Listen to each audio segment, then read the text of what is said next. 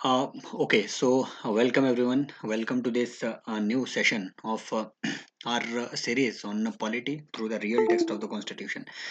हम यहाँ तक ये सारी चीज़ें ऑलरेडी कवर कर चुके हैं, ठीक है। प्रेसिडेंट के इलेक्शन तक ये सब चीज़ें कि what is the term of the president etcetera, और प्रेसिडेंट के इलेक्शन के मेथड क्या ये कॉन्स्टिट्यूशन में प्रोवाइड किया गया है या नहीं प्रोवाइड किया गया है। ये क्लैरिटी आपको कहाँ से मिलेगी? कॉन्स्टिट्यूशन से, है ना। अगर कॉन्स्टिट्यूशन में प्रोवाइड किया गया है या नहीं किया गया है, इस पे वो स्टेटमेंट बना सकता है कि कॉन्स्टिट्यूशन में क्या वो पूरे फॉर्मूला प्रेस्क्राइब किए गए हैं कि कौन से स्टेट को या फिर कौन से स्टेट में कितने जो है value of vote of MLA रहेगा, या फिर इवन, है ना, ये सारी चीजें छोटी मोटी क्लैरिटीज कि भैया क्या वैल्यू ऑफ एमएलए के votes with regards to the election of the president, क्या वो from state to state change होंगे। ये सब चीजें हमने पिछले सेशन में ऑलरेडी देख ली थी। अगर आपको इन सब चीजों में क्लैरिटी नहीं है तो एक बार पिछला सेशन जाकर देख लीजिए, प्लेलिस्ट बनी हुई है। शुरू करते हैं। हम क्या किए थे, हम यहाँ तक कवर कर चुके थे कि भैया प्रेसिडेंट की एलिजिबिलिटी क्या है और वो क्या री इलेक्ट हो सकते हैं। अभी मान के चलिए कि हम जो है प्रेसिडेंट को इतना स्टडी कर चुके हैं, हमने इसकी एलिजिबिलिटी देख ली, हमने प्रेसिडेंट, है ना, क्वालिफिकेशंस देख ली थी प्रेसिडेंट के ऑफिस की, क्या प्रेसिडेंट री इलेक्ट हो सकता है और प्रेसिडेंट का इलेक्शन हो कैसे रहा है, ये सब चीजें, राइट। और वो JNK से रिलेटेड क्या इशू था, रिसेंट का जो इशू था, ये सब चीजें हम ऑलरेडी देख चुके हैं। अब मान लीजिए आपने प्रेसिडेंट को इलेक्ट कर दिया, मान लीजिए प्रेसिडेंट को इलेक्ट कर दिया, उनके पास पूरी क्वालिफिकेशन थी, प्रेसिडेंट जो है इलेक्ट हो भी गए। उसके बाद अब उन पे एक और बर्डन आता है, वो ये कि भैया इलेक्ट तो हो गए, अब ऑफिस में बने भी तो रहना है। बने भी रहना है, बने रहने के लिए उन्हें कुछ कंडीशंस फॉलो करनी पड़ेगी। There are certain conditions with respect to the the the I mean the office of president. The conditions are: number one, president किसी भी हाउस का, किसी भी हाउस ऑफ पार्लियामेंट का, या फिर स्टेट लेजिस्लेचर का, राइट, या फिर एनी अदर लोकल अथॉरिटी का, राइट, वो कहीं पे उनके मेंबर नहीं होने चाहिए। यहां से एक बात देखो, क्वेश्चन वो क्या बनाएगा यहां से कि is president a part of parliament, is president a part of parliament. Yes, parliament के तीन भाग होते हैं, ठीक है, तीन भाग हैं। एक आपका लोकसभा, एक Rajya Sabha upper house, and then आपका प्रेसिडेंट। Why president? क्यों? क्योंकि भैया parliament is the legislative body, supreme legislative body of the country. Legislative body का, पार्लियामेंट का काम क्या होता है? लॉ बनाना। लॉ कब बनेगा? फाइनल लॉ कब बनेगा? When president gives his assent to the bill, only then, only then the bill will be deemed to as a law passed by the parliament. समझ रहे हो? इसीलिए प्रेसिडेंट को कंसिडर किया जाएगा जाता है as a part of the legislative wing of the state itself. He is, इसीलिए, right, president is the highest, I mean, the part of the highest legislative wing of the government. President is the part of the, I mean, president is the highest executive of the, है ना, of the government। वो जो executive part है, president is the executive head of the state also, right. उनके पास judicial powers भी है, right. तो president को इसीलिए तो कहते हैं कि president is the head of the state, entire state उनका कहीं ना कहीं थोड़ा थोड़ा हिस्सा होता है, हालांकि वो अपने डिस्क्रिप्शन में कुछ भी नहीं करते हैं नॉर्मली, ठीक है, नॉर्मल पीरियड में। तो this is about the president. President is not the part of the parliament but, sorry, president is the part of the parliament but not a member of the parliament. यहाँ से वो question बनाएगा, is, है ना। तो ये basic सी चीज है जो क्लियर होनी चाहिए। तो कंडीशन है पहले कि वो किसी भी पार्लियामेंट के या फिर स्टेट लेजिस्लेचर का, के किसी भी हाउस के मेंबर नहीं होने चाहिए, राइट। दूसरी बात कि भैया मान लीजिए, यहां से एक क्वेश्चन वो क्या बनाएंगे, वो एक क्वेश्चन ये भी बनाएंगे कि if somebody wants to nominate himself, or if somebody wants to express his candidature for the post of president, and that person is an MP or MLA, does he need to resign from that post? क्या उन्हें उस post से पहले resign करना पड़ेगा? ठीक है, खुद को नॉमिनेट करवाने से या फिर प्रेसिडेंट के तौर पे इलेक्ट होने से पहले क्या उन्हें रिजाइन करना पड़ेगा? नॉमिनेशन फाइल होने से पहले क्या उन्हें रिजाइन करना पड़ेगा? No, no, prior resignation is not needed. ठीक है, आप MP बने रह सकते हो, लेकिन जैसे ही आप प्रेसिडेंट के पद के लिए इलेक्ट हुए और उसके बाद जैसे ही आपने ओथ ली, जैसे ही आपने ओथ ली, ओथ ऑफ ऑफिस ली, तो उसके बाद ऑटोमेटिकली कंसिडर किया जाएगा कि अगर आप पार्लियामेंट के किसी हाउस के मेंबर हैं, राइट, या फिर स्टेट लेजिस्लेचर के किसी हाउस के मेंबर है, तो ऑटोमेटिकली आपकी वो मेंबरशिप रद्द रद्द कंसिडर की जाएगी। So you don't need to, ठीक है, डिफ एक सेपरेटली आपको कोई भी रेजिग्नेशन फाइल करने की जरूरत नहीं है। यहाँ से एक क्वेश्चन ये भी बनेगा। नेक्स्ट आते हैं कि president shall not hold an office of profit. ठीक है, ये हम ऑलरेडी देख चुके हैं कि ऑफिस ऑफ प्रॉफिट के लिए इंडिया में लास्ट सेशन में हमने देख लिया था कि there is section 3 of office of profit act, जिसमें भाई ऐसे सारे ऑफिसेज लिखे हुए हैं जो कि ऑफिस ऑफ प्रॉफिट कंसिडर नहीं किए जाएंगे। क्वेश्चन वो यहाँ से फंसाएगा। ऑफिस ऑफ प्रॉफिट एक्ट पे ऑलरेडी उन्होंने पीवाईक्यू पूछा हुआ है और बेयर एक्ट से पूछने की उनकी आदत है भी। तो पिछला पिछला लेक्चर एक बार जाकर के देख लो, उसमें हमने ऑफिस ऑफ प्रॉफिट को अच्छे से देखा हुआ है। राइट, हमने ये बात वहां देखी थी कि ऑफिस ऑफ प्रॉफिट एक्ट के सेक्शन 3 में वो ऑफिसेज बताए गए हैं जिन्हें ऑफिस ऑफ प्रॉफिट कंसिडर नहीं किया जाएगा।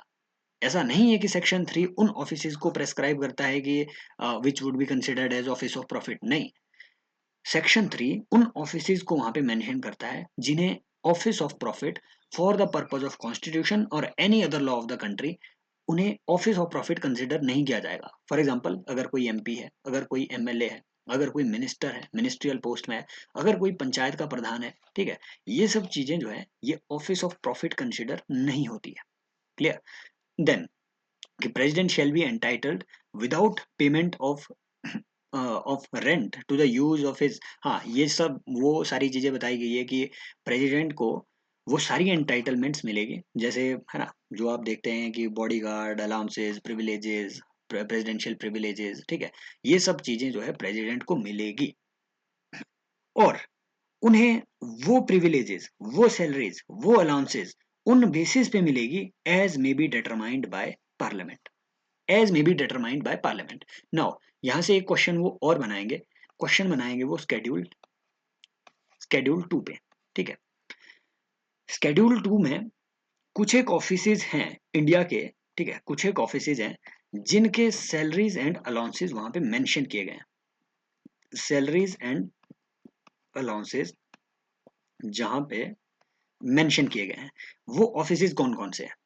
वो ऑफिसेज हैं प्रेसिडेंट का ऑफिस, ठीक है, गवर्नर का office, right, then your chairman, vice chairman of Rajya Sabha and state legislative council, ठीक है, plus speaker and deputy speaker of Lok Sabha and state legislative assembly, इनके भी वहां पे सैलरी एंड अलाउंसेस वो सारी चीजें मेंशन किए गए। फिर जज of the supreme court and high court, ठीक है, supreme court and high court के जजेस, plus plus comptroller and auditor general of India, इनकी जो सैलरीज एंड अलाउंसेस हैं वो आपके स्केड्यूल 2 में मेंशन किए गए हैं, यहाँ पे मेंशन किए गए हैं, राइट। लेकिन इसके अलावा भी पार्लियामेंट एक लॉ बना करके इन अलाउंसेस को अपडेट कर सकते हैं। ठीक है, पार्लियामेंट इन अलाउंसेस को अपडेट कर सकती है by passing a law.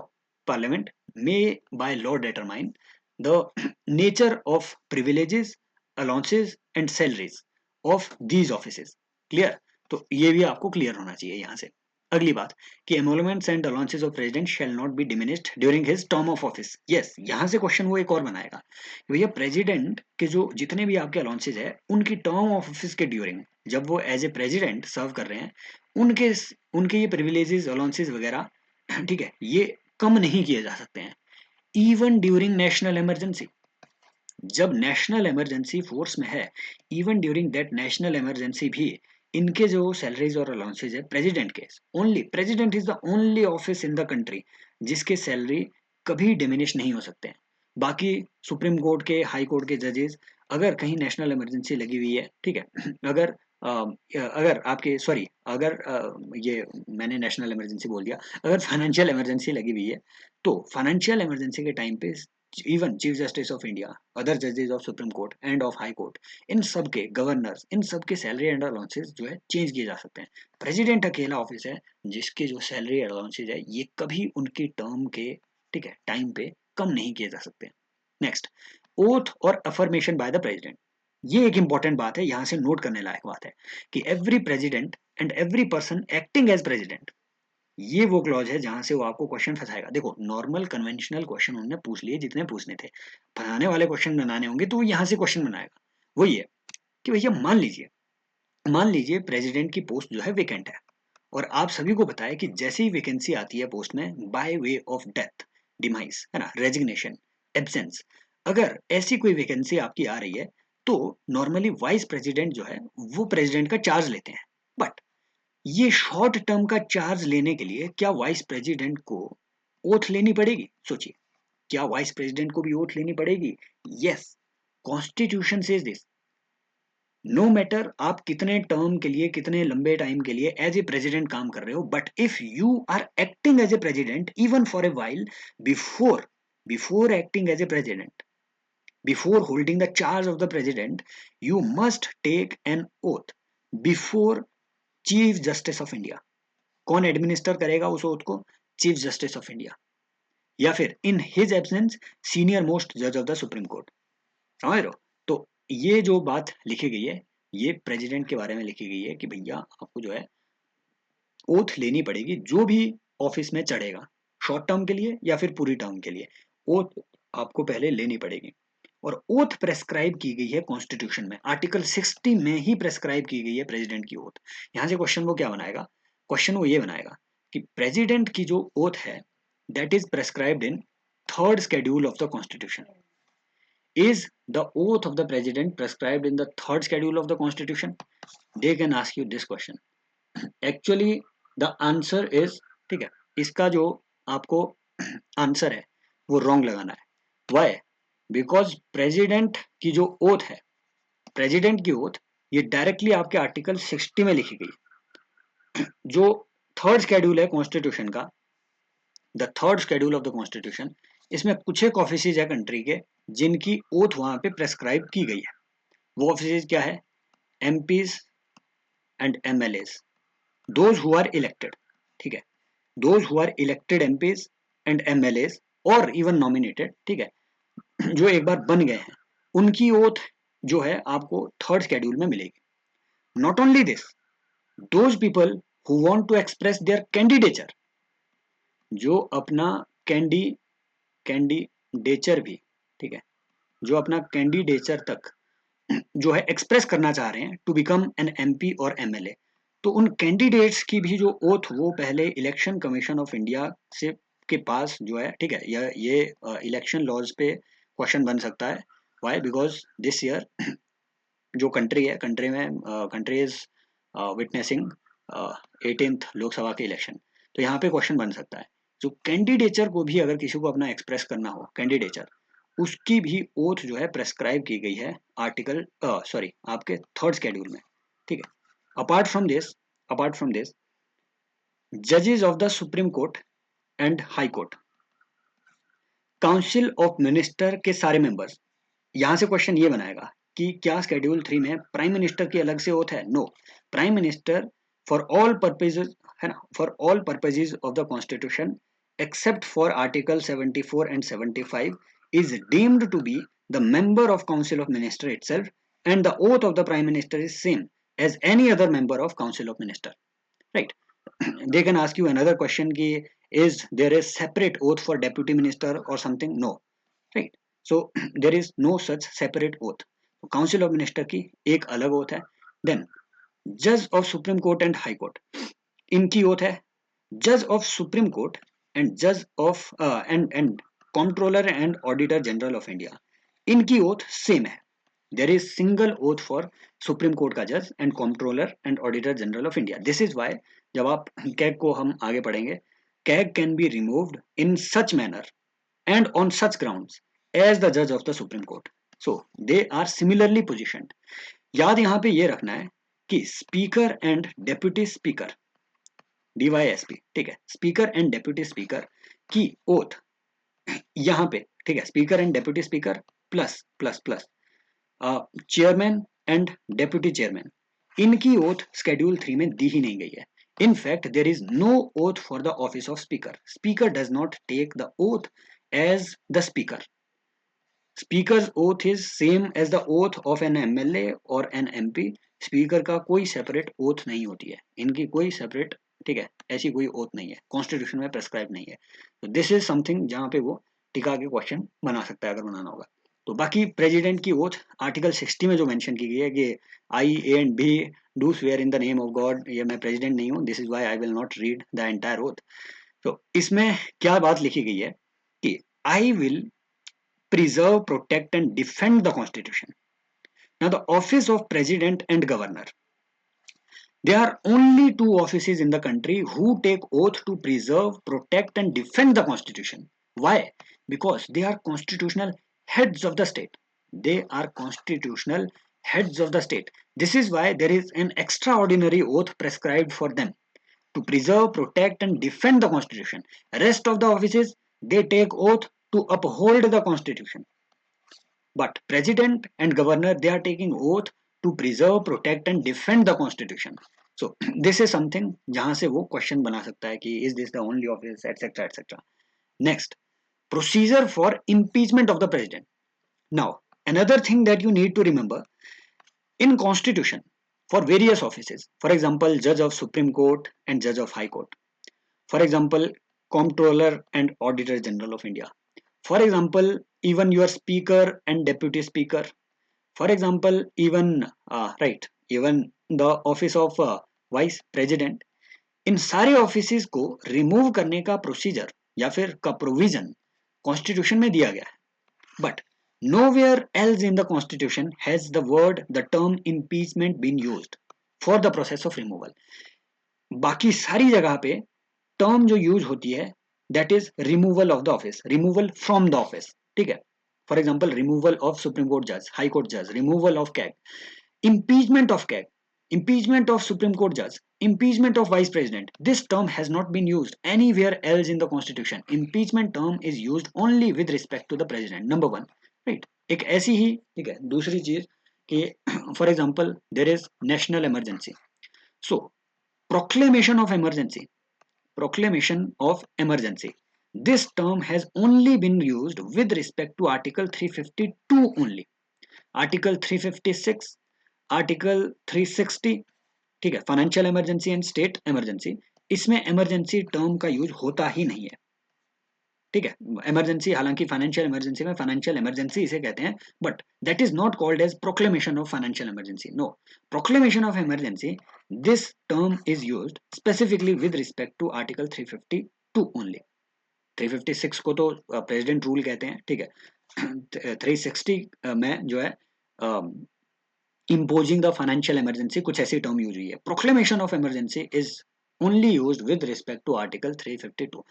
So another question can be framed from here, the procedure for impeachment of the president. Okay, once you have elected the president, he has taken oath, but if president commits some action which is unconstitutional or which is breaching the constitution, the limits of the constitution, तो भैया इनको remove कैसे किया जाए? So number one, president is impeached on the ground which is mentioned in the constitution. What is that ground? Violation of the constitution.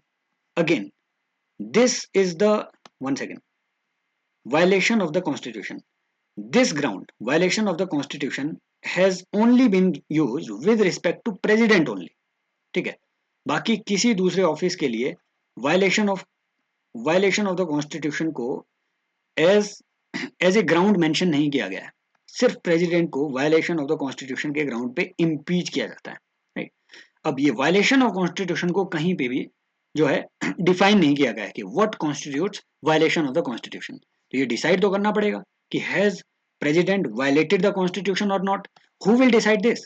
For this a proposal needs to be, ठीक है। For this if you want to impeach the president, एक proposal frame करना पड़ेगा और 14 दिन पहले आपको president को इवन इंटीमेट भी करना पड़ेगा कि we are going to move a motion for your impeachment in such and such house. तो प्रेसिडेंट को 14 दिन पहले आपको इन्फॉर्म करना पड़ेगा ताकि वो अपना आर्गुमेंट प्रिपेयर कर सके 14 दिन के लिए, ठीक है। सो एक ऐसा जो प्रपोजल है वो आपको प्रिपेयर करना है, और जिस भी हाउस में वो पहले प्रेजेंट हो। यहाँ से क्वेश्चन बनेगा कि can the proposal for the impeachment of the president be laid down only in Lok Sabha or in Rajya Sabha? No, no, either in Lok Sabha or in Rajya Sabha.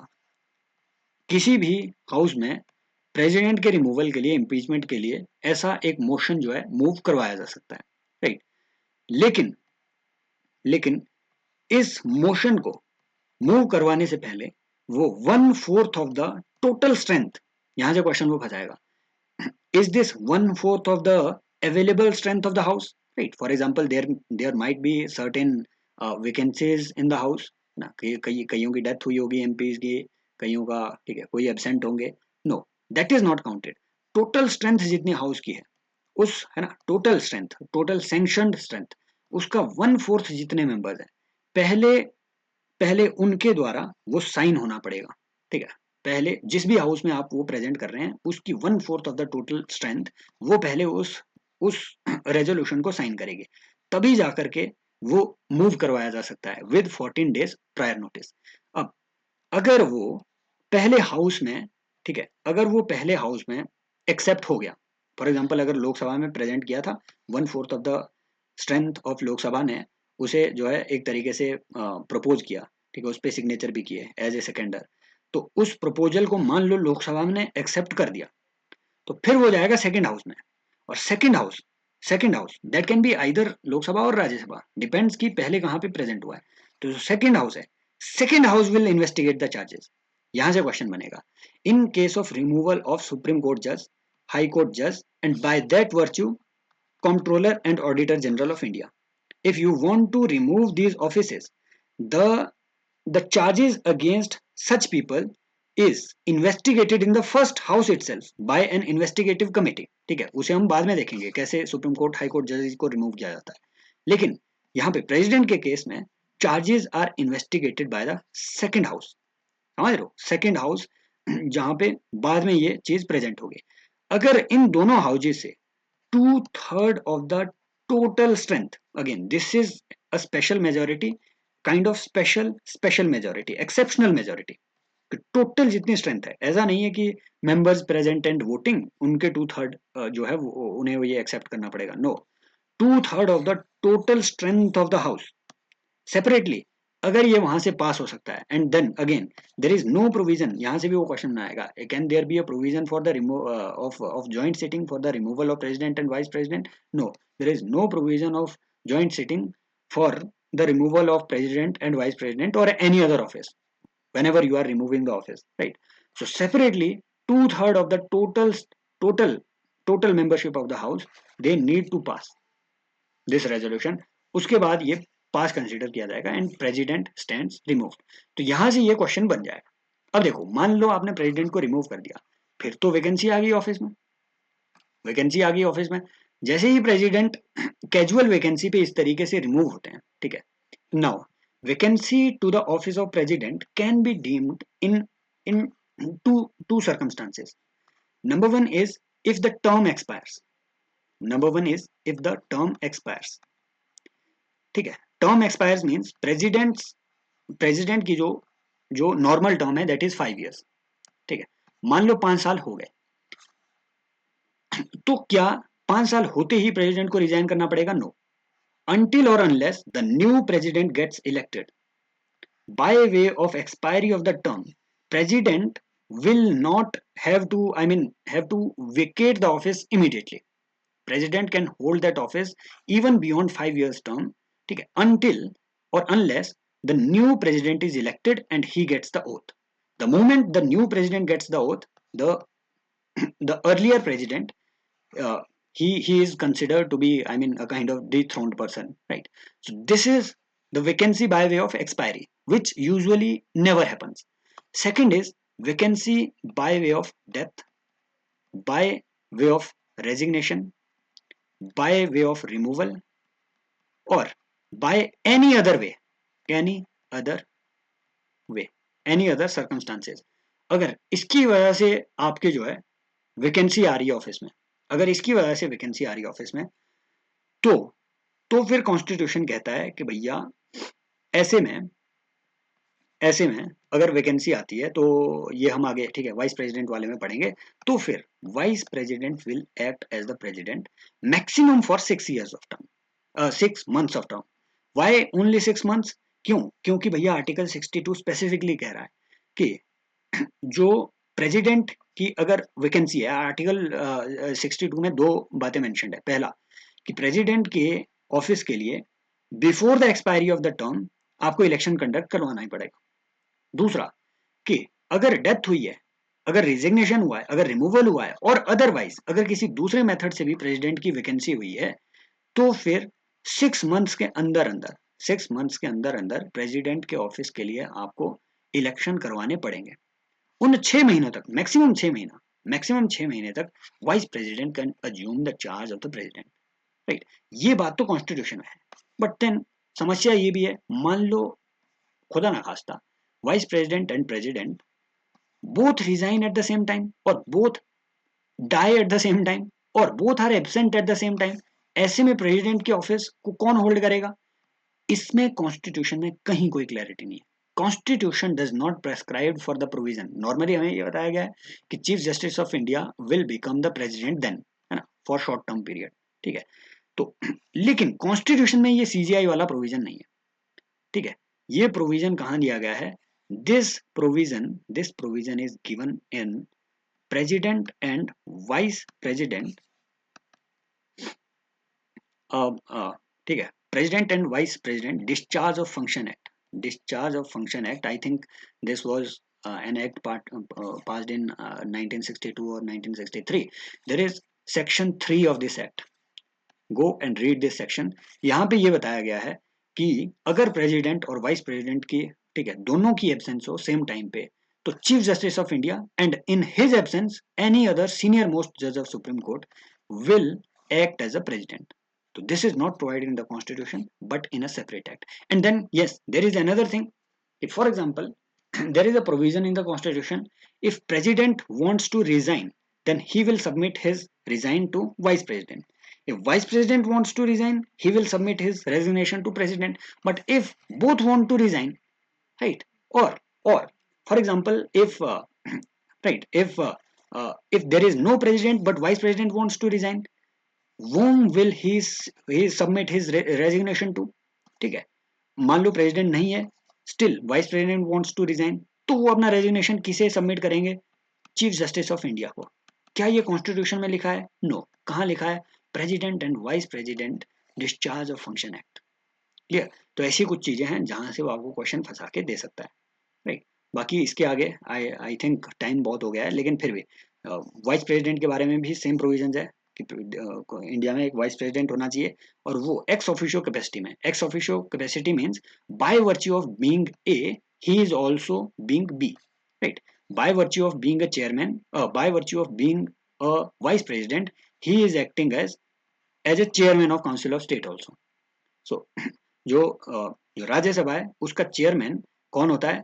Vice president, ठीक है। सो x officio capacity वही होती है, क्योंकि मैं vice president हूँ, this is why I will also chair Rajya Sabha, this is ex officio capacity. इस capacity में vice president will chair Rajya Sabha as well, ठीक है। प्रोवाइडेड, यहां से एक और क्वेश्चन बनता है कि will vice president continue to hold the office, right, या फिर will vice president continue to chair council of state, ठीक है, even when he is acting as president? No. Constitution bars this. When vice president is acting as a president, he shall be entitled to all the emoluments, all the privileges, all the entitlements of the president. He shall be acting as a full president. Hence, he will not chair council of state, Rajya Sabha, when he is acting as a president. Constitution explicitly bars it. So, there can be another question on this thing also. Vice President to act as president or to discharge his functions during casual vacancies in office during the absence of president, ये सब हमने already देख लिया भैया। जब president की absence हो उस वक्त जो है वाइस प्रेसिडेंट जो है डिस्चार्ज करेंगे अपनी ड्यूटीज को, और इस तरीके से मैक्सिमम कितने टाइम तक? सिर्फ और सिर्फ 6 मंथ्स तक, मैक्सिमम 6 मंथ्स तक vice president can assume the office of president. Now there is a separate provision in USA. In USA there is a different provision with respect to your vice president, right? USA में क्या होता है? If the president dies or president resigns, if president dies or president resigns, vice president becomes a president for the rest of the term. But in India, vice president can become president only for maximum of 6 months, right? And even if in USA, if president dies, vice president becomes the president. Even when vice president dies, then then speaker of the lower house, speaker will become the president then. So this is a different provision in USA. India में there is a separate provision with regard to this. बाकी ये सब चीजें हमने देखी हुई है कि वाइस प्रेसिडेंट जब एक्ट कर रहे हैं एज ए प्रेसिडेंट, तो या फिर कोई भी any other person, even chief justice of India when acting as a president shall be entitled to such emoluments and privileges, है ना, जो कि प्रेसिडेंट को मिलती है वही सैलरी, ठीक है। Chief justice of India during that term जो है चीफ जस्टिस ऑफ इंडिया की सैलरी नहीं लेंगे, he will get salaries and allowances of the president. Clear? So and then एक बात और हमने देखा कि ये बाकी चीजें इसमें कुछ भी रटने की जरूरत नहीं है। हमने देखा कि प्रेसिडेंट के लिए 5 साल की टर्म है और 5 साल से पहले इलेक्शन होना मैंडेटरी है, राइट? ये बात। नंबर 2, कॉन्स्टिट्यूशन में ये बात लिखी हुई है कि वाइस प्रेसिडेंट की जो टर्म है that shall be 5 years, right? और 5 साल से पहले वाइस प्रेसिडेंट के लिए भी इलेक्शन होने ही चाहिए, राइट? लेकिन प्रेसिडेंट की मान लीजिए अगर वैकेंसी आती है, if the seat of the president goes vacant by way of death और बाय वे ऑफ रेजिग्नेशन और एनी अदर वे, तो प्रेसिडेंट के लिए इलेक्शन 6 महीने के अंदर होना ही चाहिए। वाइस प्रेसिडेंट के लिए ऐसा कोई प्रोविजन नहीं है। वाइस प्रेसिडेंट के लिए एज सुन एज पॉसिबल लिखा गया है। जब हम आगे देखेंगे वाइस प्रेसिडेंट का रेजिग्नेशन, ठीक है, there will be some provision with regard to this term of office of vice president. यहाँ पे लिखा हुआ है कि term of 5 year from the date of office, ठीक है। Vice president may by writing under his address, ये हमने ऑलरेडी देखा, vice president will resign to president and vice president may be removed from his office. ये बात और president के लिए रिमूवल के लिए हमने क्या देखा कि दोनों हाउसेज को इंडिपेंडेंटली 2/3 मेजोरिटी से रेजोल्यूशन पास करना पड़ेगा, वो रेजोल्यूशन जो 1/4 मेंबर्स ने ऑलरेडी प्रपोज किया हुआ है। बट वाइस प्रेसिडेंट के लिए ऐसी कोई खास सिक्योरिटी नहीं है। वाइस प्रेसिडेंट के रिमूवल के लिए भैया काउंसिल ऑफ स्टेट में यहाँ से आती है राज्यसभा की special power. This is a special power of Rajya Sabha. If you want to remove vice president is acting as the chairman of the, ठीक है, chairman of the council of state as well. If you want to remove vice president, then resolution to that effect needs to be passed by special majority, in, ठीक है, in council of state and majority of, ठीक है, that too majority of all the then members of council and agreed to by the house of people। समझ रहे हो? तो ये उस टाइम के जितने भी आपके काउंसिल ऑफ स्टेट्स के मेंबर्स हैं उनकी मेजोरिटी से, उनकी स्पेशल मेजोरिटी से वो पास होना चाहिए और हाउस ऑफ पीपल बस इसको एग्री करेगा। दैट मीन्स सिंपल मेजोरिटी से इसे हाउस ऑफ पीपल लोकसभा पास करेगा। राज्यसभा में स्पेशल मेजोरिटी से, सिर्फ लोकसभा में सिंपल मेजोरिटी से पास। सिर्फ इतने से ही आपका जो है president, vice president remove stand किया जाएगा। कोई इन्वेस्टिगेशन नहीं ऑफेंसेस की, ठीक है, कोई जो है हियरिंग वगैरह नहीं, राइट? सो ये चीजें जो है आपको इसमें ध्यान रखनी है, राइट? अगेन लेकिन 14 दिन का नोटिस जो है वाइस प्रेसिडेंट को देना पड़ेगा। जैसे प्रेसिडेंट को देते हैं वैसे ही वाइस प्रेसिडेंट को भी 14 दिन का प्रायर नोटिस मिलेगा, ठीक है। Vice president shall notwithstanding the expiration of the term continue to hold. हाँ, ये बात भी कि फॉर एग्जांपल अगर वाइस प्रेसिडेंट की टर्म एक्सपायर हो गई हो, नया वाइस प्रेसिडेंट अभी तक इलेक्ट नहीं हुआ हो, vice president will continue to hold the office until the successor assumes the charge. Clear? तो ये सब चीजें जो है कॉन्स्टिट्यूशन में लिखी गई है, राइट?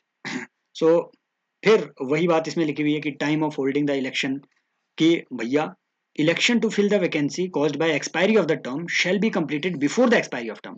ये वही बात है जैसा प्रेसिडेंट के लिए है कि मान लीजिए अगर एक्सपायरी ऑफ टर्म हो रही है तो एक्सपायर होने से पहले ही, टर्म एक्सपायर होने से पहले ही वाइस प्रेसिडेंट के इलेक्शन हो जाने चाहिए, ठीक है।